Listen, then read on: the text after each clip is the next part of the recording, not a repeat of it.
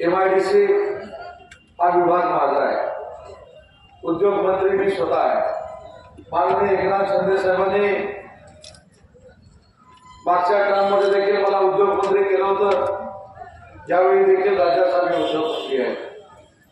माननीय एकनाथ शिंदे साहेबांच्या पुढाकारानं या जतवासियांची जी मागणी होती, विशेषतः इथल्या तरुण तरुणींची जी मागणी होती, या भागामध्ये बेरोजगारी दूर करण्यासाठी MIDC ची आवश्यकता आहे, ती MIDC देखील आमच्या माध्यमातून आणि विशेषतः राज्याचा उद्योग मंत्री म्हणून मी स्वतः मंजूर केली। म्हणून आमच्या नगराध्यक्षाला आपण निवडून द्यावं ही माझी आपल्याला नळपाणी योजना असेल 78 कोटी रुपयाची, ही नळपाणी योजना देखील माननीय एकनाथ शिंदे साहेबांनी मंजूर केली।